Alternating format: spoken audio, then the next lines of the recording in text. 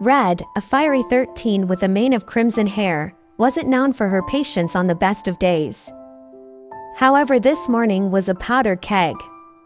Both her and Mom were stressed. The house felt like it was shrinking, and every word they exchanged seemed to spark another argument.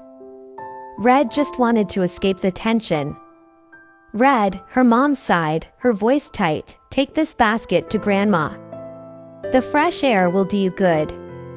Red rolled her eyes. Fine, fine," she mumbled, grabbing the basket overflowing with warm apple tarts.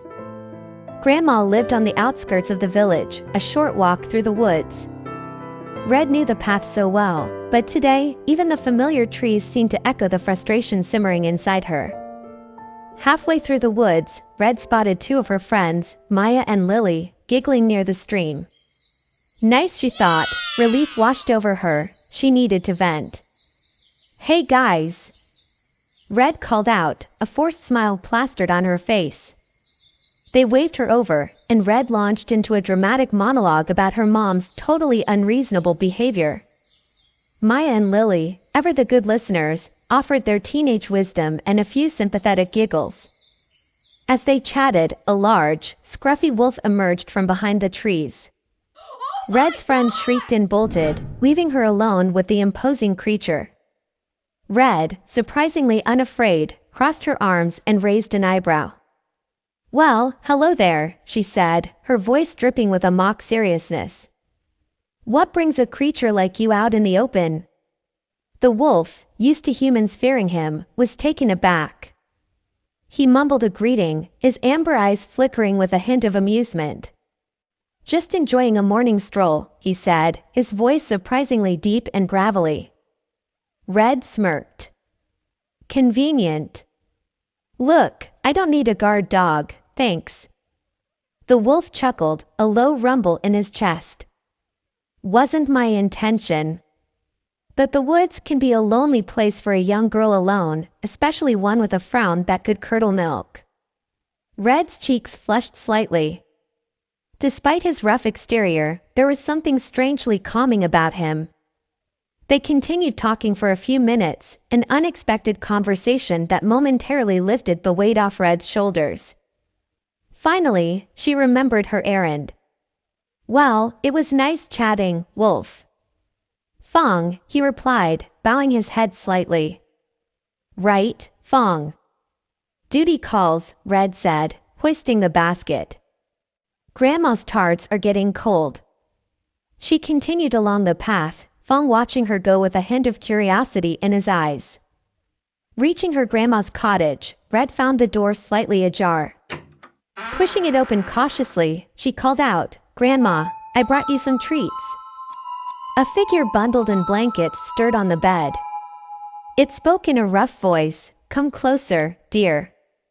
Red approached cautiously, noticing something odd about the figure. "Grandma," she said with suspicion, "what big hands you have." "The better to hold you with, my dear," the figure croaked. Red's heart pounded. This wasn't right. "Grandma, why is your voice so rough?" "The better to speak to you with, my dear," came the reply. Just as Red realized this wasn't her grandma, a burly man lunged at her from behind a curtain. He wasn't an old man, this was a younger woodcutter, his face contorted in a cruel grin. He must have subdued her real grandma and hidden her somewhere. Before he could overpower her, a blur of gray fur tackled him from the side. It was Fong. They wrestled on the floor, a flurry of fur and limbs. Red, frozen with shock, watched as the creature she'd seen earlier fought to protect her. The villagers, alerted by the commotion and Red's muffled screams, burst through the door moments later. They saw only the wolf pinning a man down and Red standing nearby, her face pale with terror. Without hesitation, they assumed the worst, the wolf attacking a young girl. They rushed forward, grabbing pitchforks and shovels. The wolf, seeing his newfound trust shattered, let out a mournful howl. Red fought her way through the crowd, shielding the wolf with her own body. "Wait!" she screamed, her voice trembling. "Stop! He saved me!" Tears streamed down her face as she explained how she'd encountered the woodcutter earlier and how he had tricked her into revealing her grandma's location. Red then explained how Fong, despite ignoring him earlier, had followed her and ultimately protected her from the woodcutter's attack. The villagers, stunned by this turn of events, lowered their weapons. Shamefacedly, they helped Red untangle the woodcutter from the now panting wolf. The woodcutter, exposed, sputtered excuses, but the villagers, now aware of his true intentions, apprehended him. Red, her fear replaced with gratitude, knelt beside the wolf, gently stroking his fur. The wolf, initially wary, relaxed under her touch.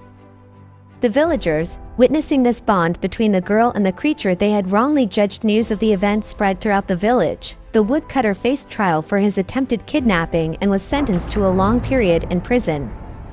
The once feared wolf earned cautious respect from the villagers, a reminder that appearances can be deceiving, and they never forget the wolf who risked his safety to protect a little girl.